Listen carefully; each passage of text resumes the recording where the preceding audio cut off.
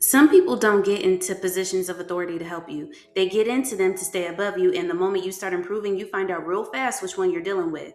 Some people can't function in a room without sizing everybody up. They walk in and their brain immediately starts sorting through who's above them, who's below, and who they can feel superior to. That's a social dynamic that appears everywhere, but certain spaces expose it faster than others.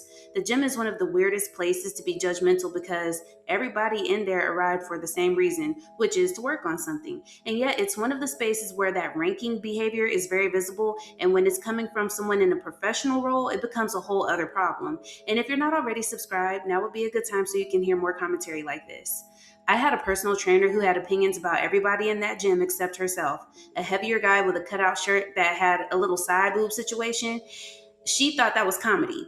Another man had slimmer legs, and she had something to say about that too, which was stupid considering she is supposed to have a fitness education, and we all know men don't carry mass in their lower legs. A woman came in with a full face of blush, and she wanted to clown that. Women who'd had cosmetic work done weren't safe either. She just needed to feel above others due to her own insecurities. She was going through a separation at the time, had her kids to figure out, and was clearly not in a good place. Clients and gym goers didn't sign up to absorb those unresolved issues while they're trying to work on their own lives. I have no empathy for people who are going through bad things and misdirecting their anger and frustration at unwitting strangers unprovoked. Then my physique started changing. I upgraded my gym outfits, and her attitude towards me changed too. And here's some examples of that. So when you're a woman, you can tell when another woman is on some hating ass shit. I had started wearing like this long, loose curl, full lace front wig because it was real cute, and I had started wearing it to the gym. Honey, I could see it in her face when she saw me. You know that strange look that a woman gives you? It's subtle and quick, but when she immediately follows it up with a smile or a compliment, and it's really her way of trying to mask the fact that she's not happy with you because you look good. So picture that scenario. There was this one exercise she had me do where I was up against the wall, kind of doing like a squatted position, and I had a metal bar resting on the top of my shoulders behind my neck. And so I ended up losing my grip a little bit on this bar, and it kind of did like this pull on my hair. But my hair was fine because, honey, I had that got to be glue tacked down on that thing. But she saw that my head kind of jerked back a little bit, and guess what? Instead of asking me, "How is your neck?" she decided to say, "Is your hair okay?" And not in a concerned voice either. Like she kind of chuckled when she said that shit. That's when I really knew what time it was.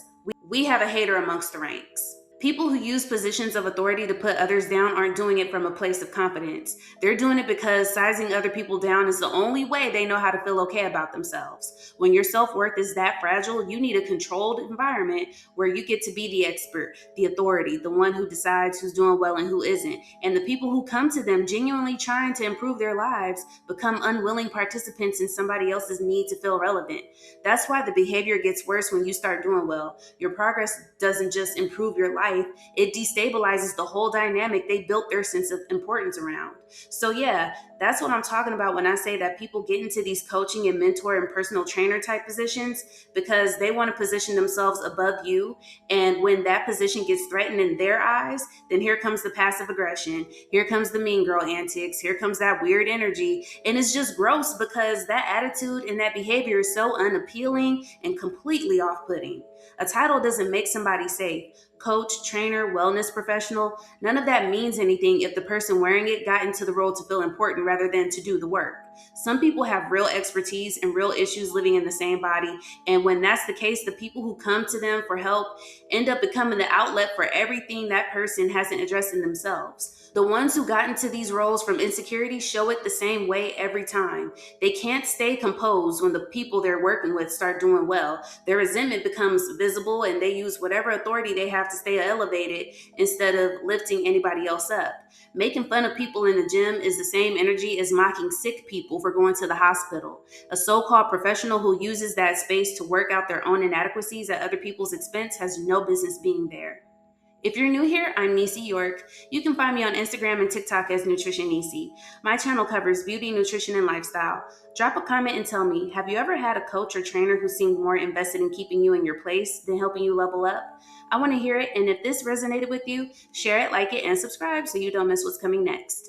Take care.